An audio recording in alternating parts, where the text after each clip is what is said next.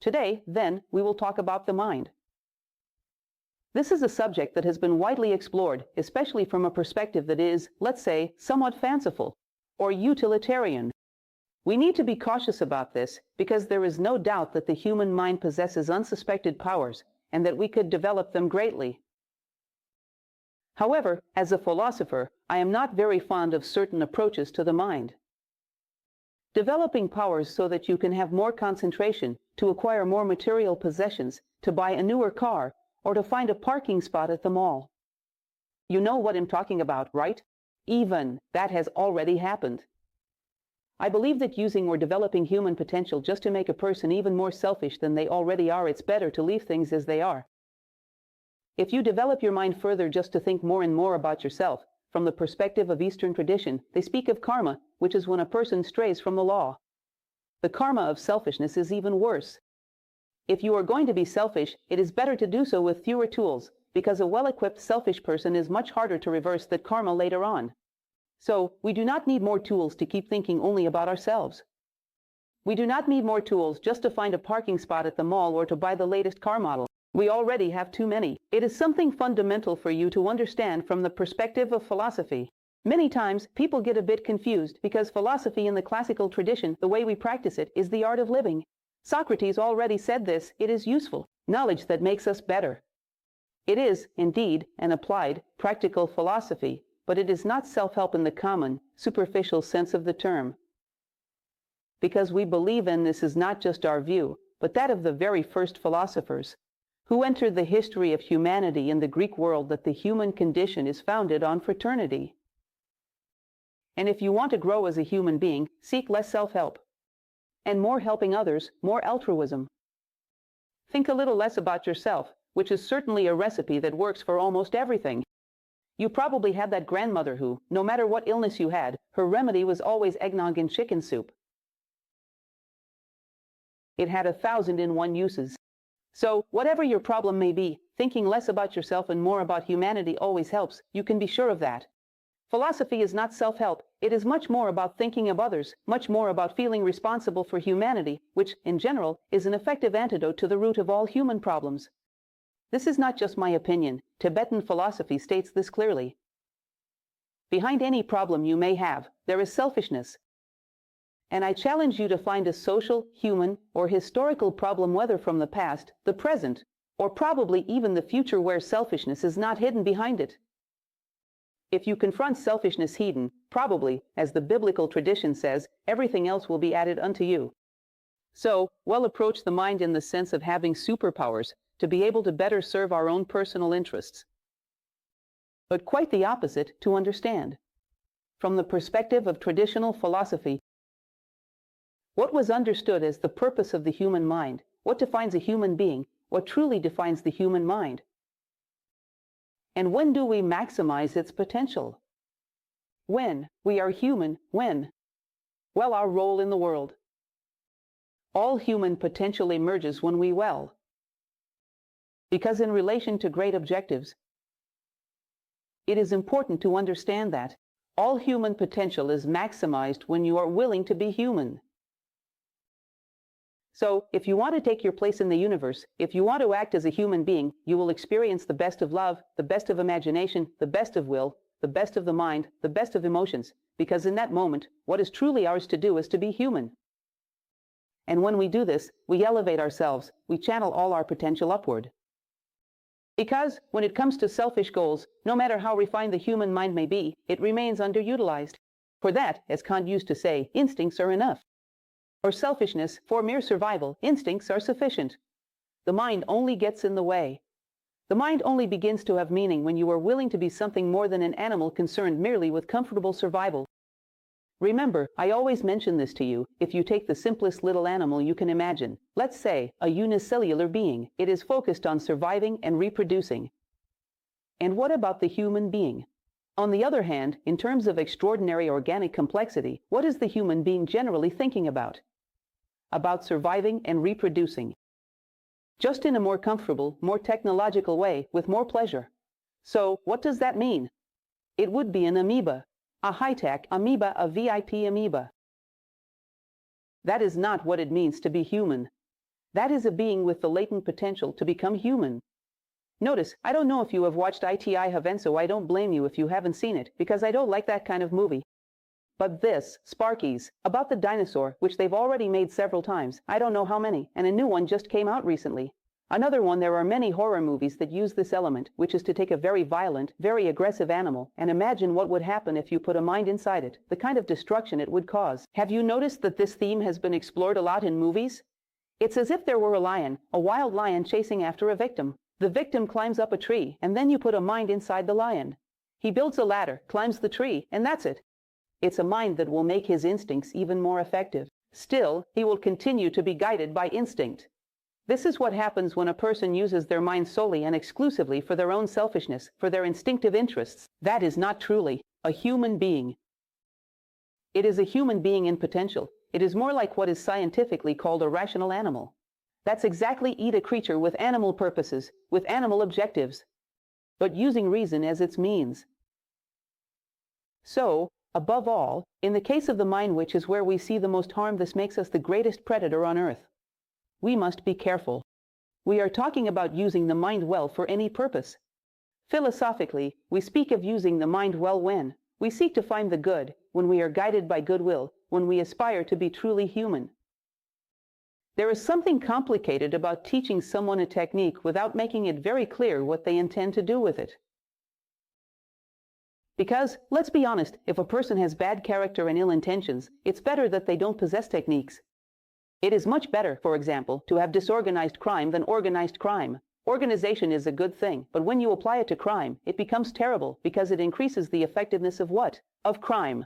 Look at the great psychopaths we have had throughout history and notice the qualities they possessed. If they hadn't had those qualities, they would not have become great. Hitler's capacity for planning and organization was a tremendous force. If he hadn't had it, he would not have become Hitler. He would have been just a petty criminal on a street corner, which would have been a great benefit to humanity. So human qualities, when used merely as means, are dangerous. We could still place one here, but it would hinder people's entry. If you promised to come to all the lectures, in large numbers, we would rent a bigger room. If you promise, I guarantee it. Melissa does too. So let's get started. We will address this. Understand this, because if you look at a school like Plato's Academy, ordinary citizens were not allowed in. If he didn't have a guarantee, if Plato didn't have a guarantee that the person had a solid moral foundation, good character, they would not be admitted. He did not require intellectual knowledge.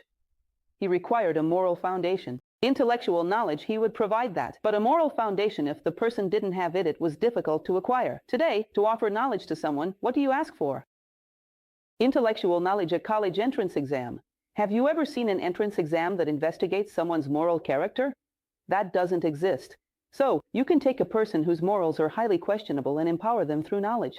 And you will amplify what that person already is. Knowledge then becomes a means for questionable ends. From that, we see many of the damages present in today's world. So, in summary, let us seek to understand the mind a little more, so we can use it as human beings. Philosophy is dedicated to this purpose. Well, then, what would be the potential of the mind as a human tool? I have here a slide clicker, and I must not forget about it. You know, from a scientific perspective, we are Homo sapiens, which is defined precisely by our capacity to use the mind. If we look at etymology, I love exploring etymology because it is so surprising behind words. You discover the intentions of those who created them, which often have nothing to do with what we think of them today, nowadays. I am often deeply impressed when I see the original meanings of certain words. For example, the other day I was telling you here, when we talked about will and about power, that the word power comes from hypothesis. Yes, possession of being. Power is the ability to be, the ability to do, the ability to accomplish. It is not about imposing oneself over others, it is about self-control. This is in the word itself. That is wonderful. We realized the original intention when the word was born, but today it has become distorted and no longer means any of it. So, when we look at the origin of the word mind, which in Latin is mens, and before that, in Indo-European root of both Latin and Greek, it comes from men, which is, in fact, probably also the root of the very word human. But it also relates to mentalization, to mentioning. to everything that refers to thinking, reasoning, and establishing mental forms with logic. And so, throughout our history of studying the human being, physical anthropology, modern anthropology, cultural anthropology, we have been trying to define the boundary between the human and the animal. This is something that remains controversial even today, as you know. There has always been this question: where does the animal end and where does the human begin? Thales of Miletus, who is considered one of the earliest Greek philosophers, once found himself involved in a controversy of this kind. People have always tended to define the human being by very superficial attributes. This has never worked. Once, he was in a group discussion, and the group reached the following conclusion: that the human being is a bipedal creature, whose body is not covered with feathers or fur. He thought that was great, went home, grabbed a chicken nose, and threw it into the group, saying, "Behold, a human being." No, no, no, no, no, no, no. Since then, this question has never been resolved to anyone's satisfaction. We are now at this point, the domain of reason. But what truly is the domain of reason that defines a human being? Where do we begin? What in essence is reason? So, this remains an open question. In fact, the more we research the potential of animals, the more complex the question becomes. So, let us imagine a bit further what this could mean and seek to understand it more deeply. I borrowed a little inspiration from the movie Inside Out to explore the word mind quite logically. The word logic, which comes from logoi, meaning intelligence, is one of the fundamental elements of reason. Logic is the art of thinking correctly. Do you know what logic is? It is the discipline that connects mental forms in the correct way, just as you connect terms in a mathematical equation. This plus this plus this plus this, you arrive at a good solution. You arrive at an answer to a problem. Sometimes it's an unexpected problem that you are experiencing for the first time.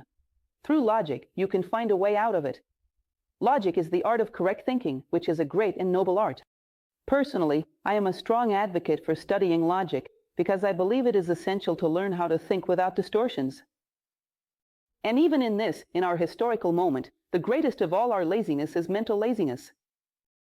People become accustomed to very twisted ways of thinking, and this makes us very easily manipulated. So, logic is capable of connecting premises and conclusions until reaching a closure or final conclusion, which is a correct syllogism, even when faced with a new stimulus. I've never experienced this before, yet I solve it. This has already been done, for example, with anthropoid orangutans, chimpanzees, gorillas, chimpanzees, whose genetic difference from humans is very small. You place boxes scattered around and hang a box of bananas up high. The chimpanzee has never encountered that before, yet he manages, he stacks one box on another and reaches the box of bananas.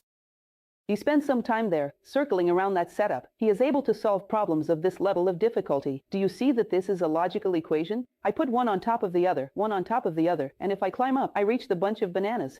This is logic. This, and I get there.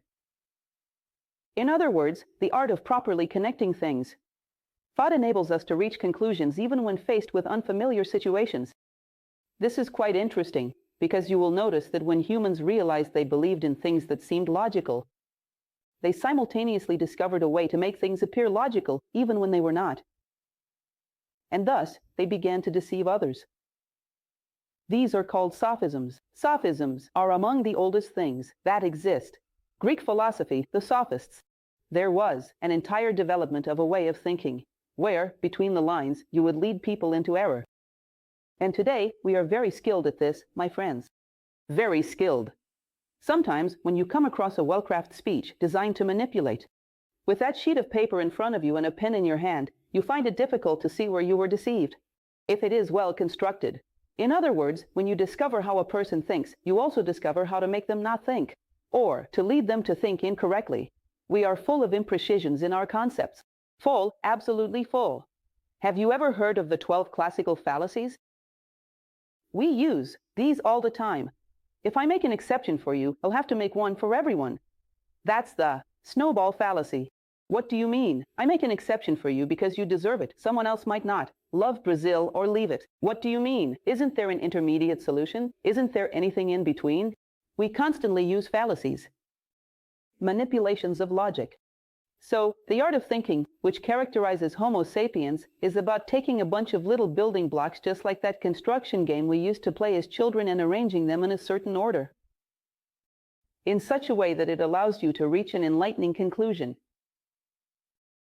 Now, as I mentioned to you, Many animals have this capability.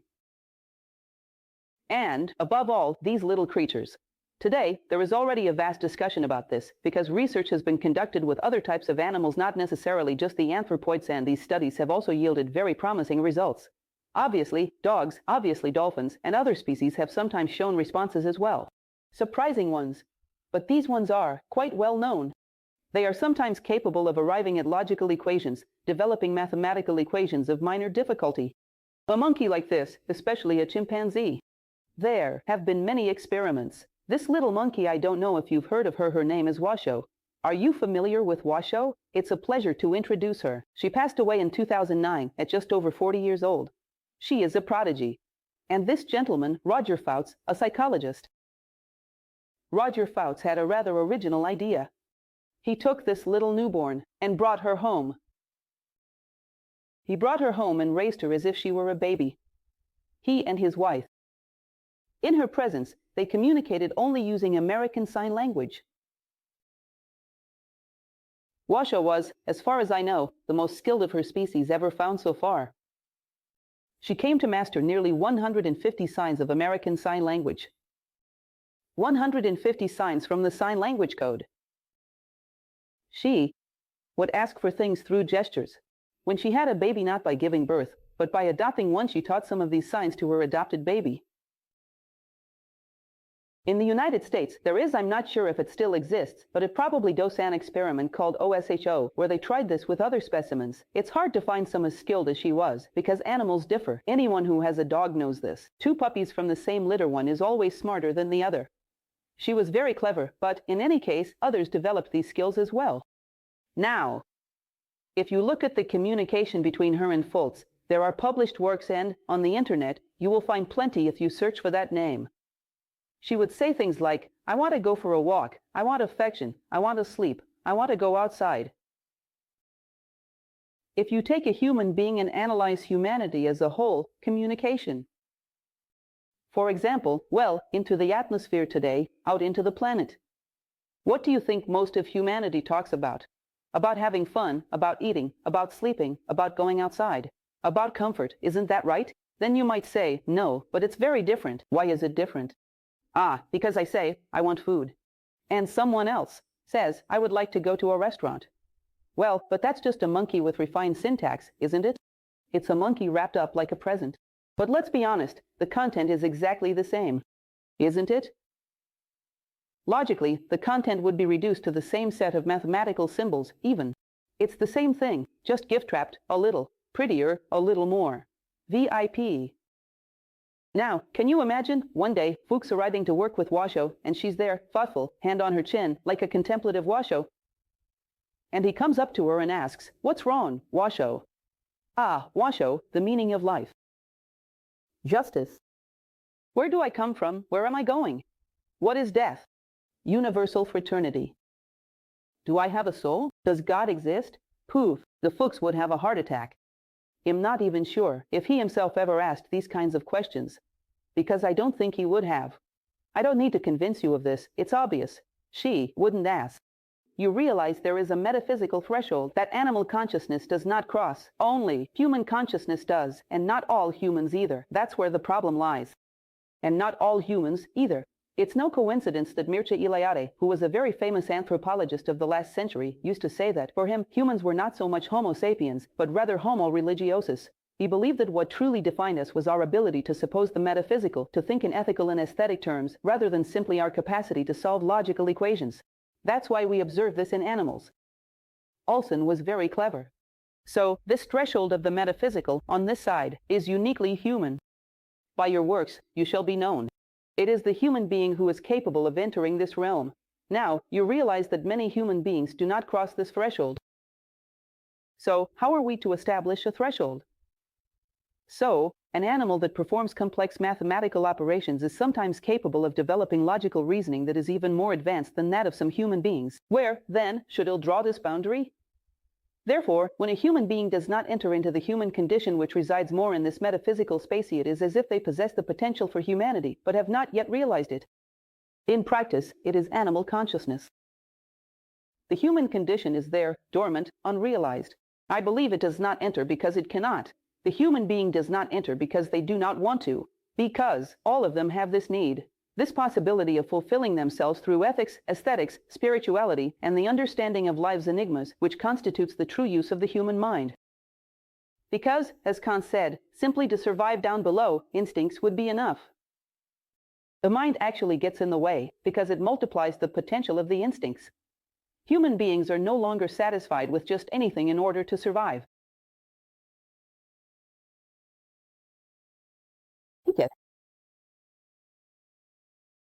Is everything clear up to this point? Nice to meet you. This is Washo. Material is online for those interested. Well, India is a precious tradition. Why mention India? Aren't we discussing philosophy? Didn't it begin in Greece? This is also an assumption we generally make, which is a bit amusing.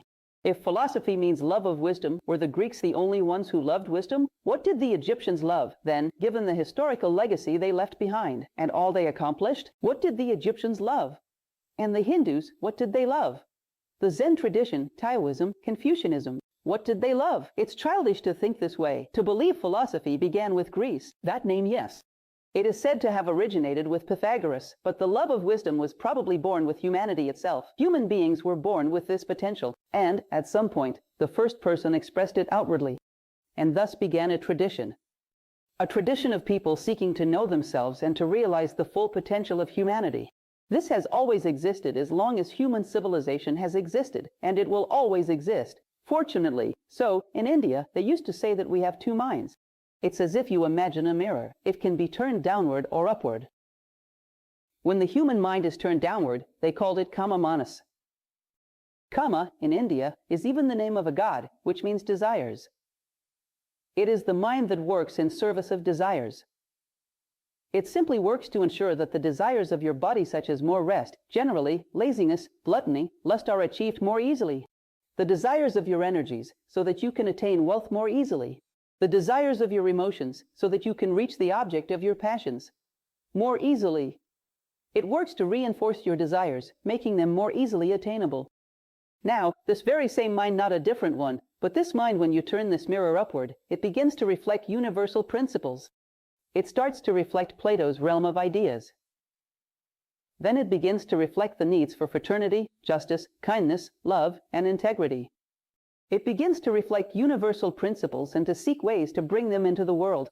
But it is the same mental potential. So, if I saw you, for example, working on a math equation, you know how in cartoons, when someone is thinking hard, a little puff of smoke comes out of their head?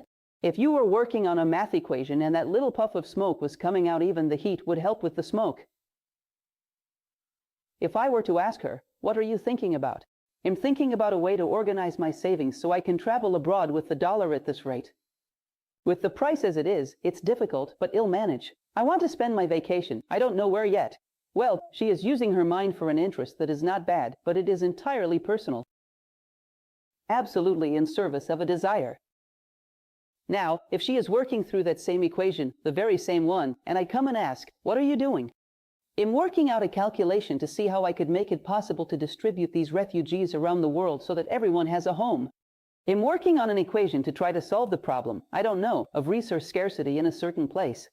Do you see that it's the same equation, but now the interest is no longer selfish?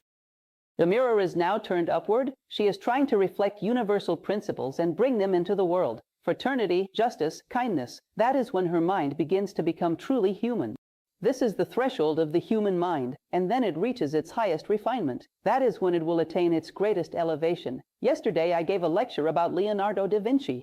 And you notice a common thread among all the geniuses of humanity, those who made the fullest use of their minds. They did not think only of themselves. And with that petty and selfish mindset, at best, you might become a good negotiator, but not an artist, a genius, or a wise person. The mind does not rise that high. You will notice that sometimes even a good negotiator, a person who creates brilliant technological innovations, stands out in a world where people are so mentally inert. It's like the old saying, in the land of the blind, the one-eyed man is king. But if he had both eyes, it would be extraordinary not only for himself, but for humanity as a whole. The idea of the mind is that we should not have only this eye that looks toward the earth, but also an eye that looks upward. I don't know if you've heard about it. I gave you a lecture. I'm not sure if anyone here attended the lecture I gave about the myth of the founding of Rome, which is Virgil's Aeneid. Did anyone attend? The Aeneid was created around a hero named Aeneas. This is in the myth. Of course, this is not historical fact. And this hero was very strong, but he did not know where to found Rome. He had a father who was very wise, but who could no longer walk.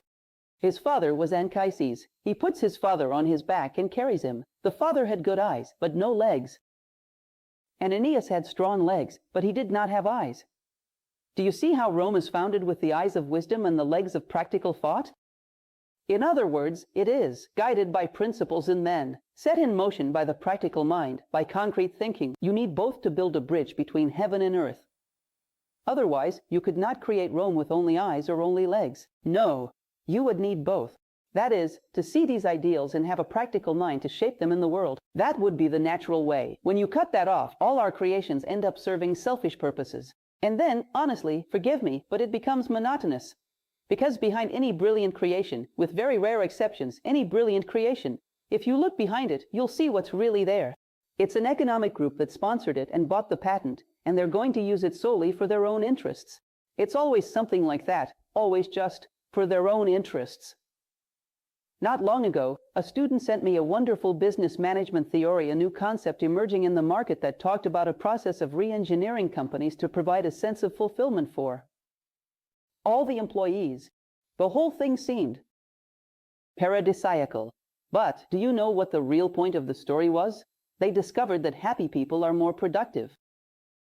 The ultimate goal wasn't happiness, it was productivity. When I saw that, it lost its appeal. It was the same old selfishness.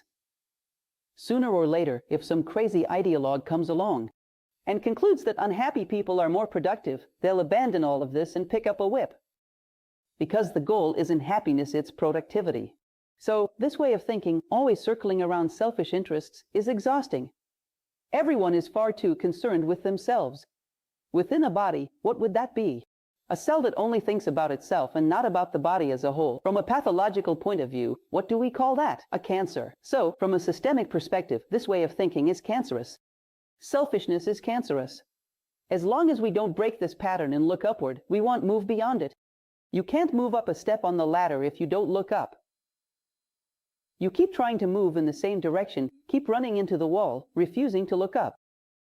So, the human mind would have these two possibilities. One is to grasp ideas, as Plato used to say. Plato said that there is a realm of ideas where everything originates, and the concrete world, which is its shadow. We will see this in a moment. This mind is capable of reaching up there and capturing ideas, and the other brings them into the world and makes them concrete. One grasps ideas and shapes the emotions and the body, and the other shapes ideas to satisfy the desires of the emotions and the body. I will explain this to you through what Kant used to say. I even put him up there. What does it mean to shape, to grasp ideas and to shape emotions, to shape the body according to these ideas?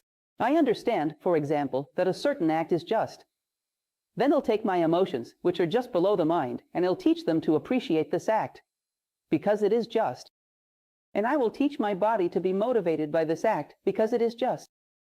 If you start from above, you educate your entire personality to work toward this.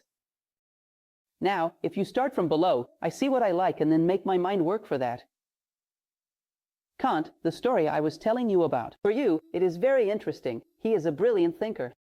From the era of great classical rationalism, as the name itself suggests, people placed reason in order. And he was a brilliant professor. The students adored him. The classroom was much fuller than this one today. I don't know how he managed it. It is said that on one occasion, a student turned to him and said, "Professor, it's a good thing we've moved beyond that medieval primitivism. Today, we use reason." Then Kant turned to him and said, "Look, my dear, who actually uses reason? Show me a person who truly uses reason. Do you know what it means to use reason? Let me explain it to you. Let's say you had an argument with your neighbor. You turn yourself into factor A and your neighbor into factor B. And you develop a purely mental and mathematical equation around these two interacting factors. Logic without any influence from emotions. And then you see where that leads you. I was wrong. And based on this logical deduction, you go and apologize to your neighbor. Is that what you do? No. Do you know what you actually do? You turn to your mind and say, find a way to prove that I am the one who's right. Or, We are not rational beings, we are sophists. We put our minds at the service of our emotional interests deep down inside.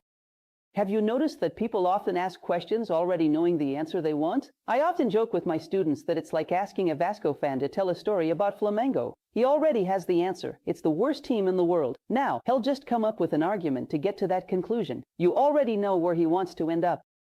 When we live according to our emotional whims, we think only to reach the predetermined outcome. It's already decided. I remember once witnessing an accident in the middle of the street where it was clear that a very young boy had made a small mistake. It wasn't anything too serious, but what struck me most about that situation was the arrival of his father. It was like something out of a movie. Because the father arrived in that fancy car, opened the door, and said, "I don't even want to know. What happened? I'm on my son's side. My son is right." I kept wondering, does he really think he's a good father? If he were a good father, he would have said, "I don't even want to know what happened. I'm on the side of justice, no matter who it is." The Incas, when they went into battle. Our neighbors here in pre-Columbian America, they would invoke their gods and say, "May your hand, Lord Pacacuti, Viracocha, may your hand serve what is just, Beal not." Do you know what it means to ask for something like that? Something that involves risking your own life? They asked the gods to fight on the side of what was just, and if justice was not with them, then the gods should not fight alongside them. They did not want to reinforce their own mistakes with victory. Can you imagine what that means? Isn't that remarkable? We don't have that kind of awareness. We operate within a small emotional world. As the Indians say, it's all astral. I like something, so it must be true. My mind serves that preference. Everything is done from the bottom up. And the worst part of all, which you may have suspected at some point, is that these preferences aren't even truly your own. Most of them are shaped and molded by the inertia of society. We end up liking something from the other side of the world. If I had been born in another culture, I would have liked something else entirely.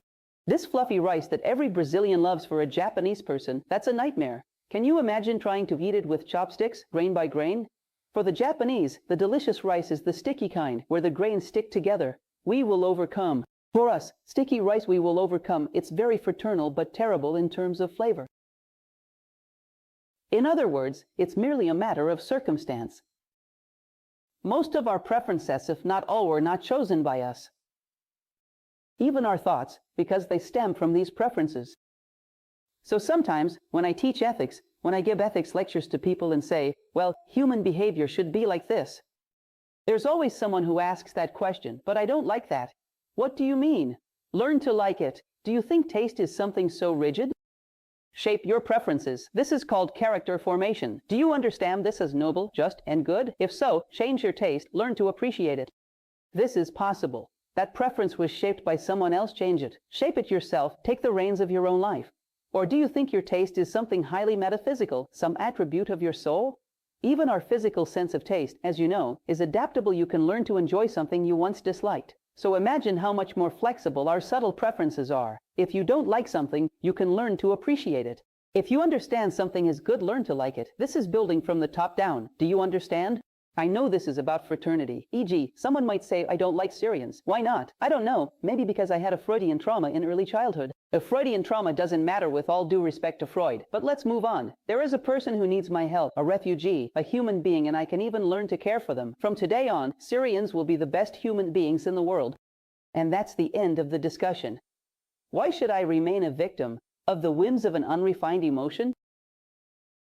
As I mentioned to you, even the coarsest taste, which is our physical palate, can be changed. So imagine how much more the subtle tastes can be transformed. Liking people, liking situations. And we lose many opportunities in life to do things that would have helped us grow because of this foolishness of the whim of I don't like it. Your preferences are not truly your own. Understand what is noble, just, and good, and learn to appreciate those things. This is the formation of character. This is the process of rebuilding oneself. In other words, starting from the top down. Because, as the Greek tradition says, I place that centaur and that minotaur there. You can see that is the centaur, right? From the waist up, human. From the waist down, animal. What does this mythological figure represent? The human part dominates the animal part. That's why he is usually depicted as an archer is able to reach his target, his objectives. Humans. Because the human part dominates the animal part. The minotaur is the opposite. The animal dominates the human, with the head of a bull and body of an animal. So, a human appearance alone is not enough. To truly call someone a human being, you must look within and see what prevails, what predominates. Again, remember the biblical principle. By your deeds, I will know you. Socrates used to say, act so that I may see you. Let a person loose in life and see whether they pursue their instincts or follow principles. Someone may look human, but depending on what they do, they may not truly be human. If I show you a bottle of Coca-Cola and you ask, is it detergent or a soft drink? I say I don't know. What do you think? Is it for cleaning the floor or drinking? For cleaning the floor, it's detergent. Put it out into the world and see what it's for. Put these beings into the world and see what purpose they serve. Everyone just chasing after their instincts, just packaging in the world. I wouldn't buy a product at the supermarket just because the packaging is pretty. Things are not defined by their packaging, but by their content. That's obvious. Every homemaker knows that. Things are defined by their content. So, when the mind works toward human objectives, it has the potential to create a Mozart symphony or Michelangelo's creation of Adam. It has the capacity to create magnificent dreams. It creates geniuses. It creates idealists. It creates human beings. Because that is what it was made for. It was not made for you to focus just to get a parking spot at the mall. Walk to the mall, ride your bike. Use your mind. I'm joking. You know, there was something that was trendy some time ago that talked about exactly this. You would stick a bill up. Didn't you see that? That really amused me. You would take a $1 bill, add a bunch of zeros to make it $1 million, and stick it to the ceiling of your bedroom. When you opened your eyes in the morning, you would look at that and say, he'll have $1 million, he'll have it. Can you imagine using your mind for that, my dear? Go to work, that's better, because even if you don't make $1 million, at least you develop the virtue of service. That is more humane. But it exists, and it was tremendously successful. But when we studied philosophy, let's be honest. This is a dishonor to the human condition. The mind was not made for that. The mind was made for you to look upward, but not at the ceiling of your hoseat, something higher, something much more noble, to look at the stars, as the poets say. Continuing on. In a platonic way. This little friend of ours here, whose caricature I preferred over the painting to better fit the PowerPoint style. But you know that when Raphael painted the School of Athens, he depicted Plato pointing upwards. That is, pointing to these ideas. Look, there it is, very close to us. Every school, every new copy, has a painting like this. I don't need to worry. And right there in the center, we have Plato, who, interestingly, was painted by Raphael Sanzio, the artist who created this work. He painted the philosophers of Greece, but for all of them, he used the faces of Renaissance artists. So, Plato is actually Leonardo da Vinci. Leonardo da Vinci, this genius, who also elevated his consciousness, who reached the highest essence of nature so that he could shape beauty, who sought to create something that was. How did he imagine a manifested universe without lines? That is what sfumato is without divisions. There are no lines in the Mona Lisa. She is a harmonious embrace between light and shadow, between spirit and matter. She has no divisions, everything is one. He shaped this idea into beauty. In other words, Plato's ethics and Leonardo da Vinci's aesthetics fit together perfectly because they speak of the same thing. A harmonious world where light and shadow embrace each other in harmony. He used to say, I look at you and I do not see lines. I want to create a work of art like that. So, Plato used to say, there is a world of ideas, where everything that will be created in the world, at some point, pre-existed in the realm of ideas. And the things that exist here are shadows. It is as if you imagine a carpenter thinking about a chair. He thought of it. It exists in the realm of ideas. Then he takes wood and tries to build it. Depending on his skill, this chair will be more or less similar to his idea. And if it does not resemble the idea now, he will learn carpentry, and he will create better and better chairs. That is evolution. Evolution is the movement of material things in pursuit of the dream that created them, in pursuit of the idea that created them. But here in the manifested world, things will be destroyed. Nothing here is eternal. There in the realm of ideas it is. An idea will never die. A chair, yes. If you think about it, a chair has a very interesting structure, because it is completely stable in relation to the world, material, and it is entirely receptive to those who come across it. So, it embodies the idea of stability in order to serve, to offer a moment of rest to those who pass by, and for that, it is well balanced in the world. It is an idea of service, of generosity, shaped into a material object. So, as an idea, it will never cease to exist. As an object, no chair is eternal. Plato spoke of this world, of ideas, and of the human mind as a bridge between this world and the concrete world. He says that when you set out to build things, if a person is spiritually small, lacking spirituality and dreams. Their mind does not reach the realm of ideas. They look upward and see nothing. He will build flawed things. This will result in a long period of suffering as history works to correct these flawed things.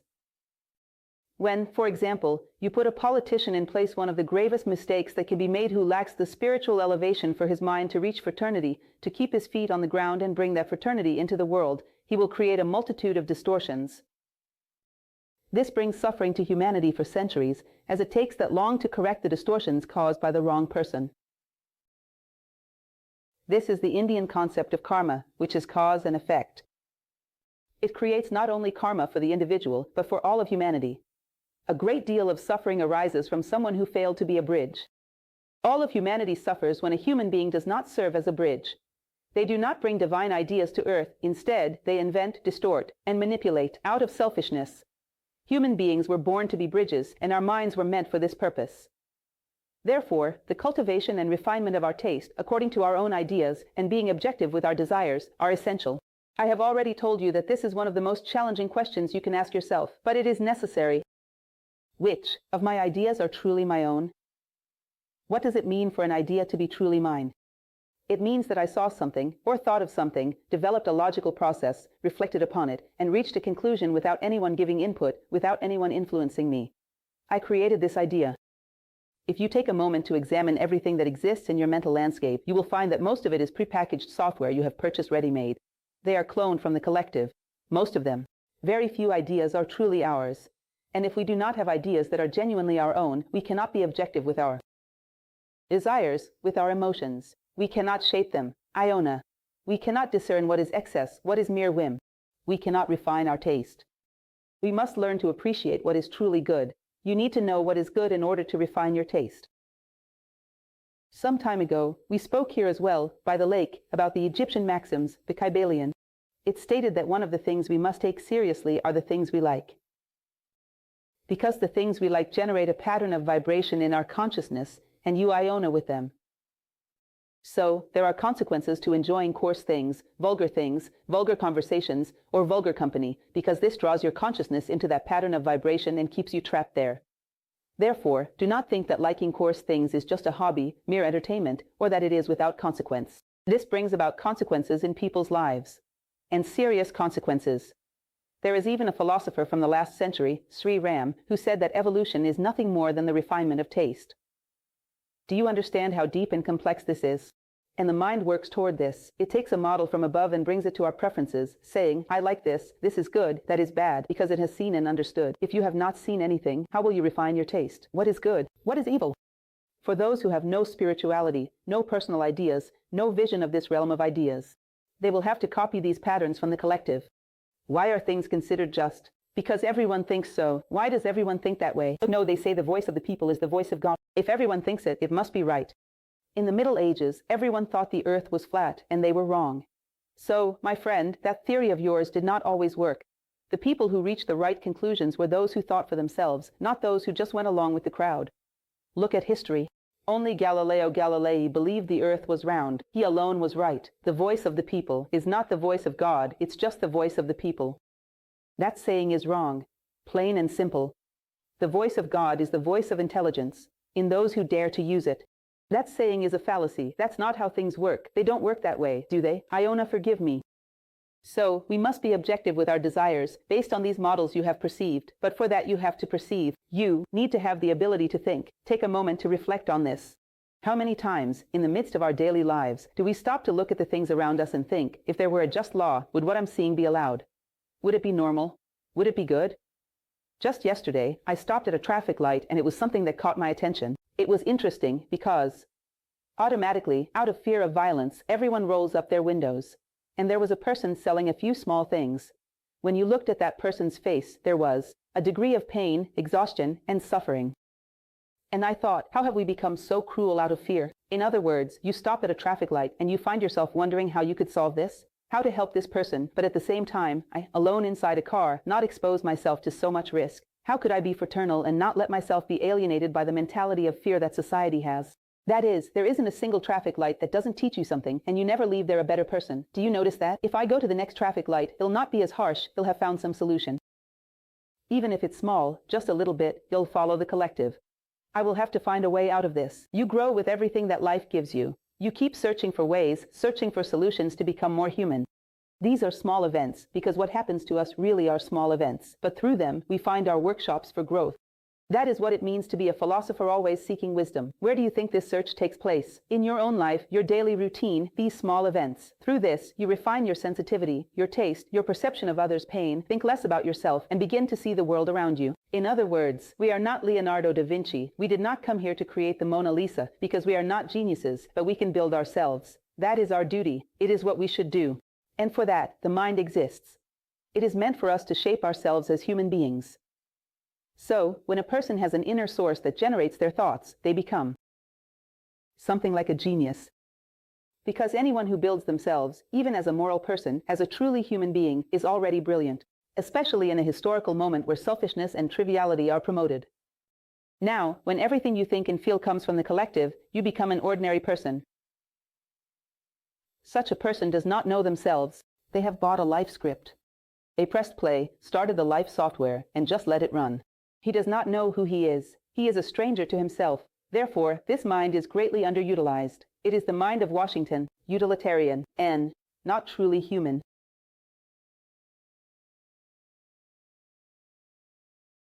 And let us reflect, because today I found myself imagining, in a lecture where we talk about the power of the mind. I was even joking a little while ago with some teachers. Do people think we are going to talk about levitating chairs or reading minds?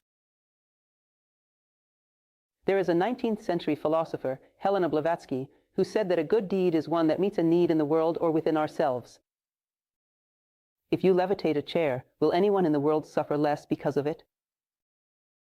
If I read your mind, will anyone in the world suffer less because of it?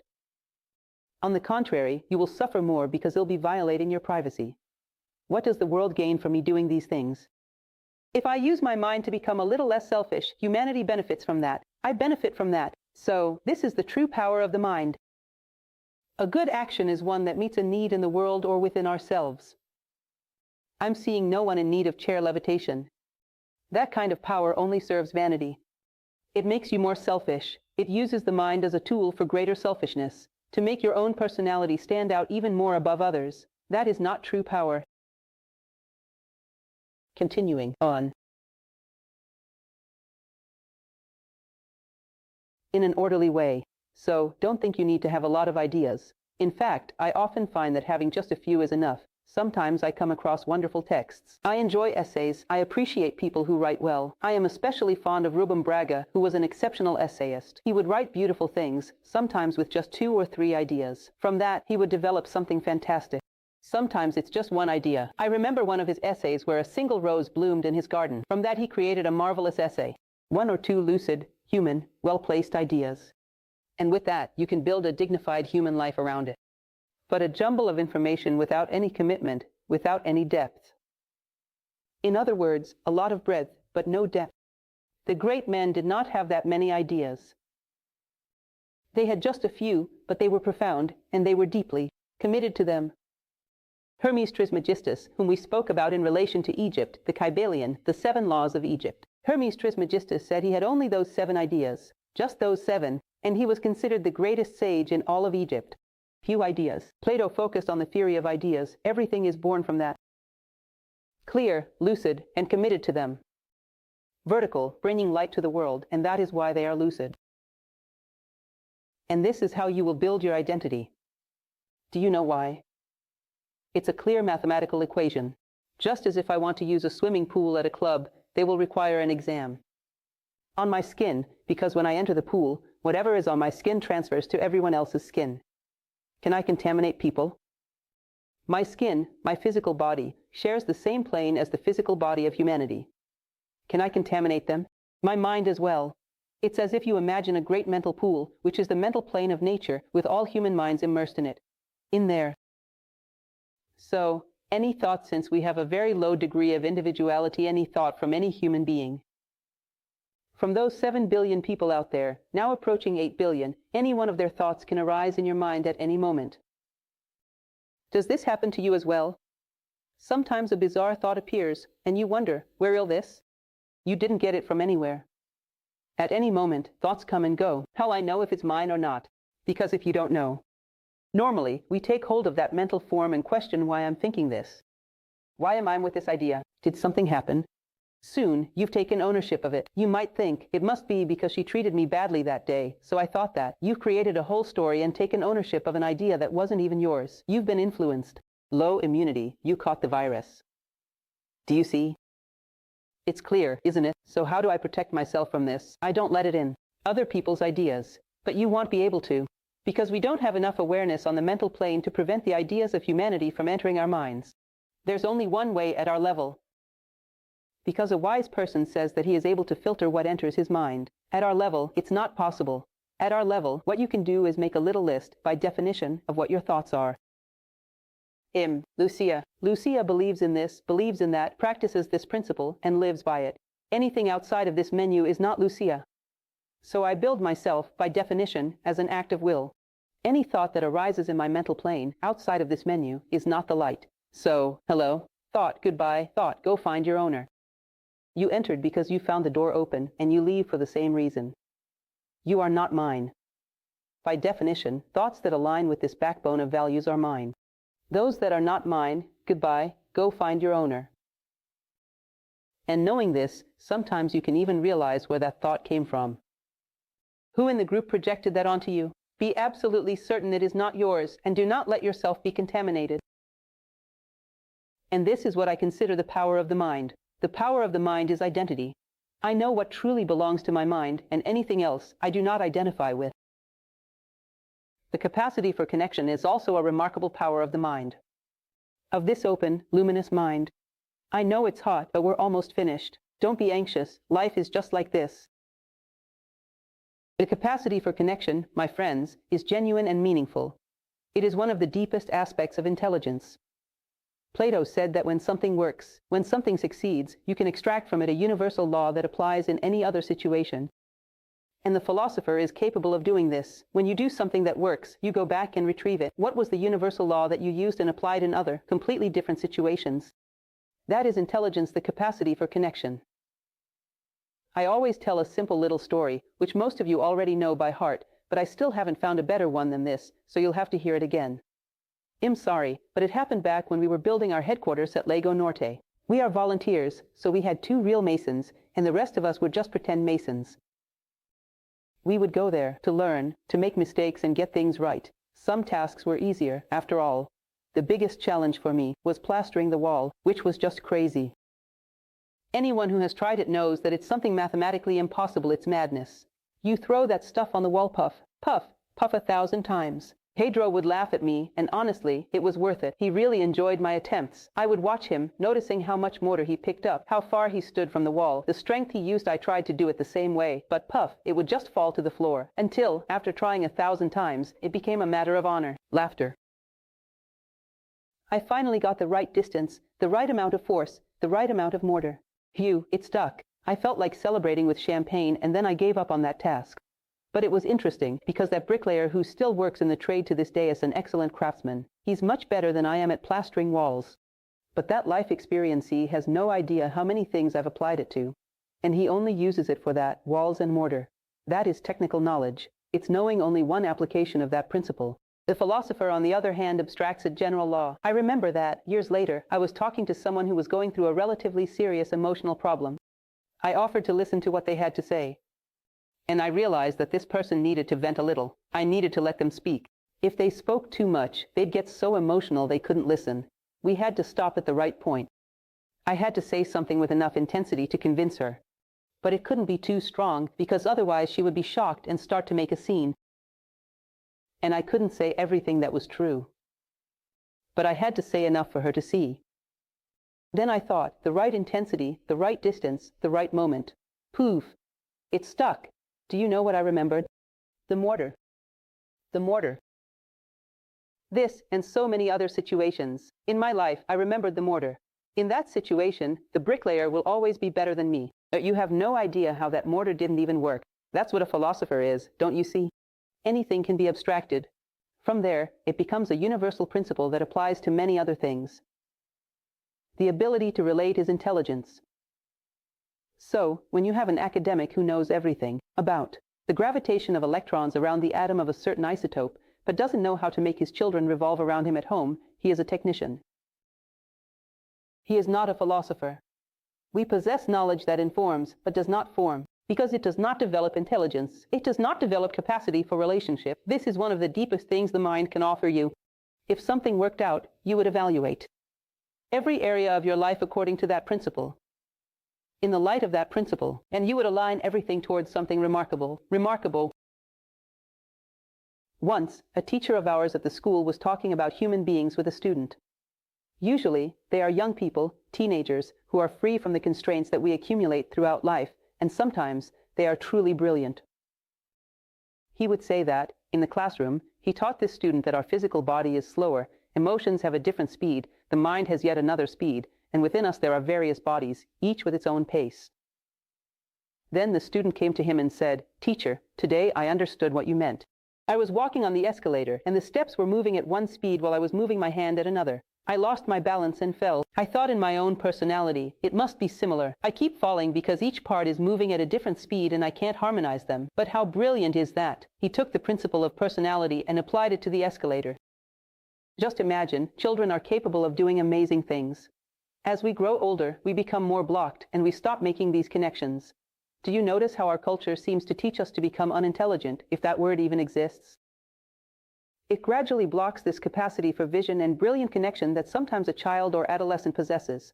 But a lot of information about how to make money is given to young people. Yet they lose this, and the cost is very high, extremely high. They lose their human potential. Constructively.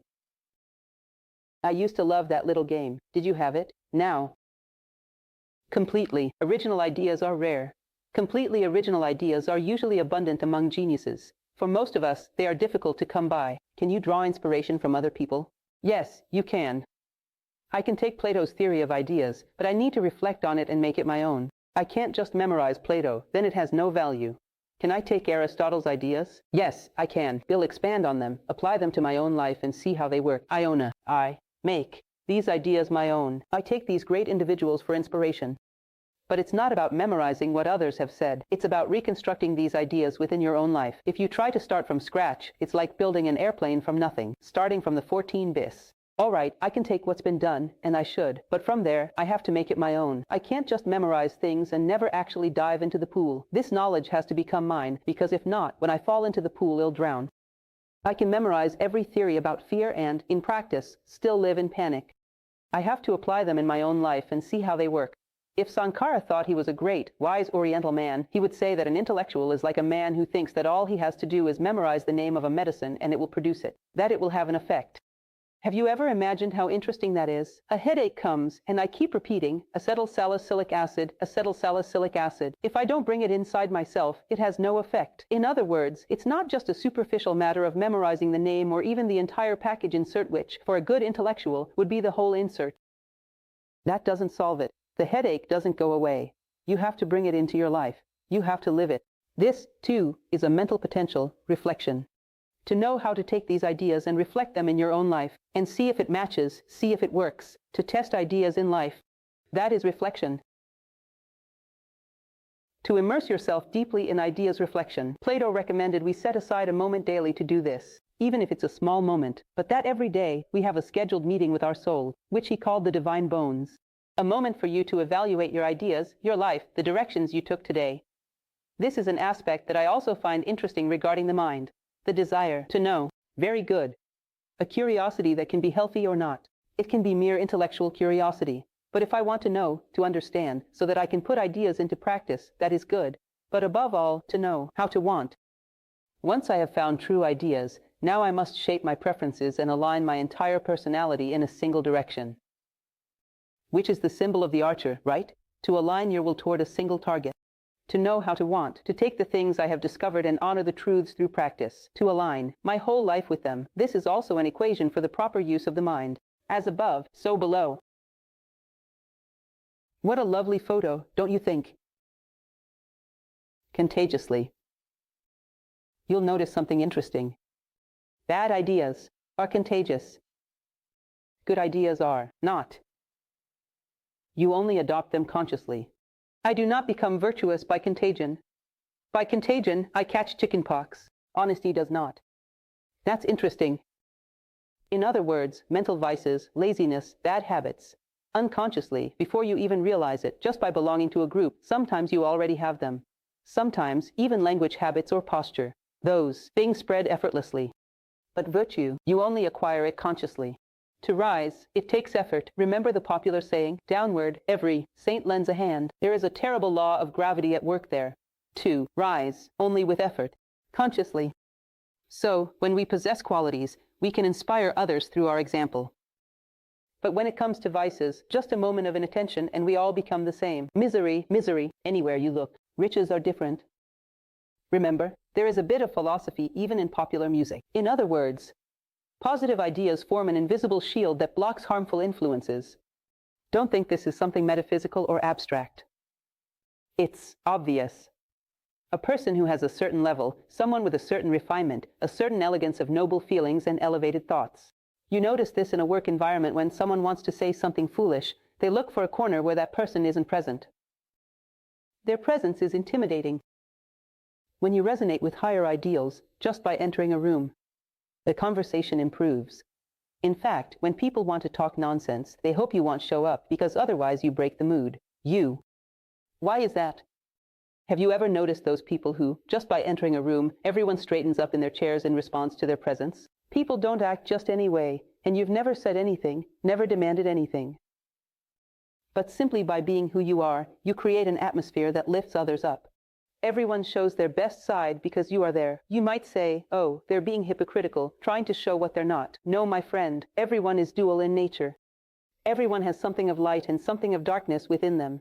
The fact that you enter the room draws out the best in people wonderful. You are giving them an opportunity to live that, even if it's just for a minute or two. But you are providing that chance. In your presence, they become the best version of themselves. Believe in that and invest in it. It's not that the person is being hypocritical and, when you leave, they become someone else. They want to be that best version of themselves always. If you help, they can achieve it a little more. In that moment, if that's what's happening, be an accomplice to the best they offer. And fight against the shadow, if they are trying and can't do it alone. Because everyone is dual in nature.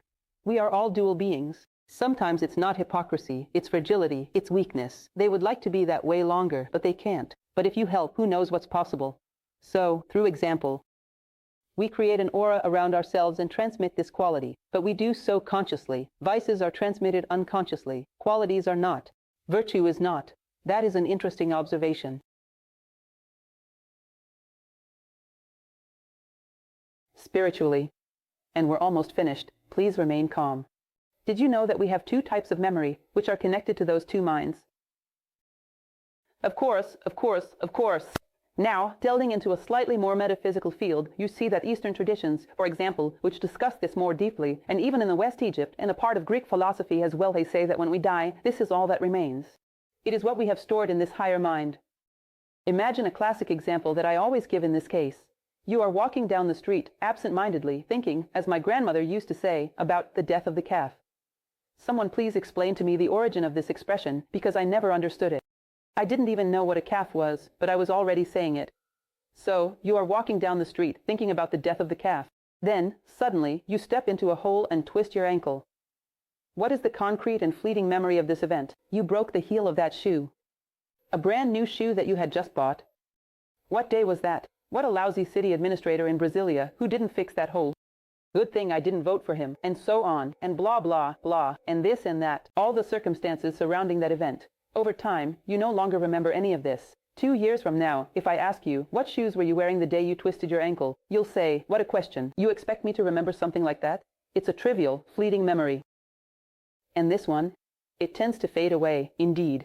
No one would hold on to such a trivial detail. Now, what profound lesson could I draw from this event? Lack of attention leads to accidents. Inattention is negative. Inattention causes pain. You begin to realize it's as if you take an orange and extract its juice. The juice of the orange is what the experience can offer you for your growth. It's the ascorbic acid inside that will protect you against the flu, that will nourish your body. But the peel gets thrown away. The peel is that fleeting memory. And the essence, the juice of the orange, is what allowed you to grow. And it's said that, from our entire life, only the juice of the experiences we extract remains. that is stored up above in that higher mind. Plato called this reminiscences. They are the golden seeds. Because he believed in reincarnation, he would say, look, one day a child will be born more attentive than another, because of all the experiences they accumulated throughout life, extracting the essence from each one. Now, when you don't reflect, when you don't extract any essence from an event, you will have to face, symbolically, something equivalent again. Until you come to this realization, life needs to deliver this message to you. It will create events that are outwardly different, but symbolically identical. Sometimes, we look at the people around us and notice so-and-so is living through repetitive experiences, but we don't see it in ourselves. Isn't that curious? That's a bit cruel, isn't it? I joke with my students and say, do you want to know what your most obvious flaws are? Ask the doorman of your building, probably knows.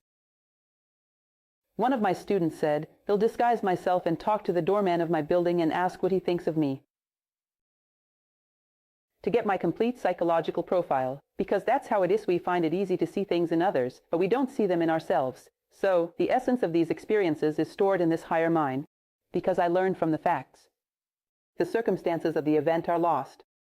This would be the process of growth, the amount of golden seeds you have gathered throughout your life. If I were. Hermetically. I've already told you, and I don't even need to repeat it much, that this is the fundamental principle of that Egyptian Kybalion. The universe is mental. This was where Plato found inspiration to create his realm of ideas, this theory of ideas. Everything is born on a mental plane and is reflected in the world. It casts shadows. In other words, what we think. Just as the higher mind can generate constructs that lead us to become better beings, that can change ourselves, and even change the world. But be careful, because this also applies to the negative. The negative ideas we nurture will also find a way to manifest in the world. In the slightest gap of your inattention, they will generate real events. Because if you have created a mold, sooner or later, it will want to generate a body. It will want to incarnate. You know that person you don't like? You keep that thought, nurturing it in your mind, but you don't tell anyone, so you think it won't create any consequences. It will. At some point, when you are more distracted or have gone through a stressful situation, you will greet everyone except that person. So, you will end up being rude to them. Why is that? Your mind will take advantage of that gap in your attention to throw that feeling out into the world. Because that thought is under pressure, wanting to become reality. If you nurture something on the mental plane, accept that you will have to deal with it on the physical plane, sooner or later. Because what exists as a mold will one day become an object. In a moment of your inattention, it will turn into an actual event. And if you do not want these events to exist, cleanse the molds. Change your way of thinking. Or take responsibility for the consequences when they come. For better or for worse, everything is born on the mental plane. This was taught by the Egyptian tradition and reinforced by Plato. With dedication. What does this mean? Exercises like this are called Socratic. Socratic, just like a treatise. Socratic was an exercise widely used in schools, for example, Buddhist schools and monasteries, as a form of concentration. It is extremely useful, my friends, because you don't need to make a ball as perfect as this one. It even works if you simply look at a small dot on the wall. The idea was for you to try to concentrate in such a way. I am not going to do this exercise now, but try it on your own. Laterdo, focus so deeply that, for a moment, you see only the point and forget, you don't see the circumference. The circumference disappears. You reach such a level of concentration that you see only the point, and the circumference vanishes. With enough practice, eventually you will succeed. This can be done anywhere. With a little dot on the wall, you don't see anything around it. You see only the dot. Because you won't always have something like this to look at. But in that infamous and dreaded waiting room at the doctor's or dentist's office, there's probably a little dot on the wall. And you can do this with anything. This is interesting, because you might say, this must be a tremendous waste of time. Why I'll be looking at something like this? But when you try to quiet your thoughts in order to study or reflect on a question, you will see how useful this practice was. Because this is like strength training for you to master your mental plane. Those ancient monasteries, those old schools, were specialists in this. This kind of simple practice, just like that. To develop strength so that you can have some command over your mental plane. To be able to banish intrusive thoughts and focus on a single idea. And it is simple, but it is very effective. Now, keep in mind, it is about mastering the mind, not paralyzing it. Because a misunderstanding, sometimes, of these Eastern principles makes us think that we have to stop the mind. If you stop the mind, you will fall to a level below the mind, not above it. The mind is an unknown territory that we must master. We have to impose laws, we have to make it our own. So, be careful not to misunderstand these Eastern traditions. Stopping the mind means falling to a lower level, not knowing how to use it. We have to master the mind. And another thing that is very important for you to concentrate, because these are means, they are tools. In order to focus on something, you need to have goals, you need to have motivations. After I master my mind, what it'll do with it? It'll develop a certain work, a certain cause, it'll do nothing. If you just leave it there, it will be wasted effort. Why would I master my mind if I don't have a life goal? If I don't have a sense of mission? If I don't have a work I want to accomplish? Would I put in effort for nothing? It's like someone living in a society where muscles, thinness, or a fit body are not considered beautiful. Why would that person exercise? Probably, they wouldn't. Unless it were someone with a strong sense of individuality who would do it for themselves, most people wouldn't do it. People do it because they have a goal. Whether it's for health or for aesthetics. In other words, those who love the end, who aspire to the goals, also aspire to the means. If I don't want to build anything in my life, there will be no technique that can make me more focused. I want to sharpen my tools because I want to build something specific. That's when you will have motivation. And then these techniques will begin to have purpose. I have a sense of purpose in life. I have an ideal. I have a dream. I want to work towards something. So I need to improve the power of my mind. Otherwise, give up. There is no technique in the world that will give you that. This is a conscious, lucid reflection and a decision. My identity, where I want to go with all of this. That's when the techniques start to work. Iona. Without a sense of purpose in life, it's not possible. When we know where we want to go, we begin to sharpen ourselves. It's the fairy tale I always talk about. Fairy tales are also symbolic, you know. The prince arrives at the kingdom, and the king says, "A dragon has imprisoned my daughter." The boy, you know, the prince didn't even have a beard yet, he was just a youngster, and it was a dragon. But he stops and thinks, is it just? Is it noble? Is it good? I'll go, I'm going. He mounts his horse and sets out to face the dragon.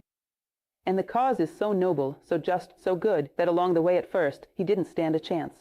But along the way, doesn't he end up finding magical weapons? An old manha gives water to the old man, and the old man gives him a cloak that makes him invisible. He finds a sword, a bird tells him some secret.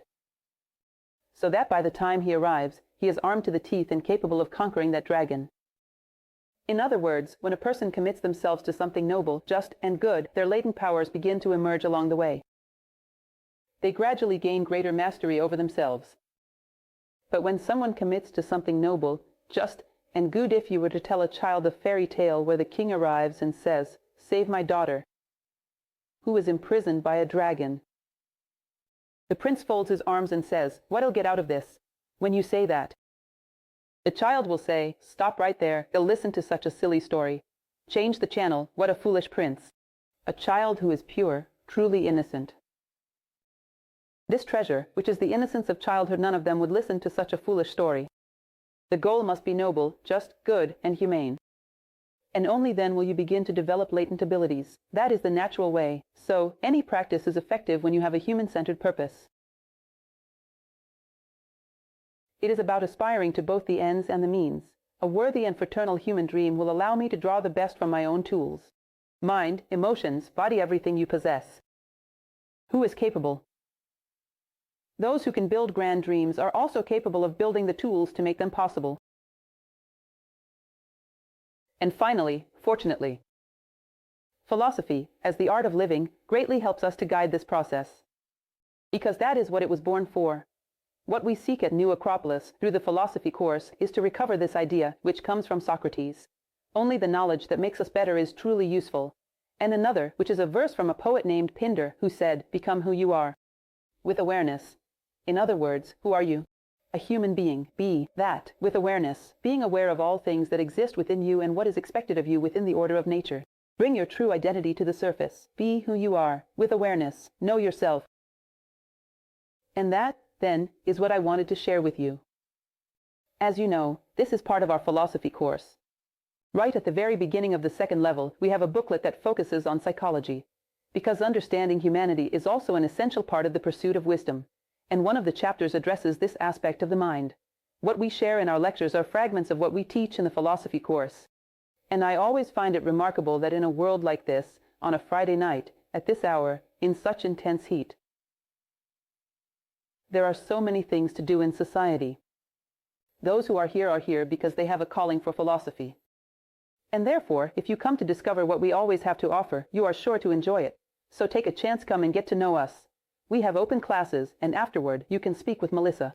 All of our branches here, and all the others, have open classes every month, 2 hours a week dedicated to learning the art of living as human beings, and to make use of all the tools that the human condition offers. That's it. Everyone is invited. And don't forget, tomorrow is the launch of my book. Anyone who wants to attend would make me very happy.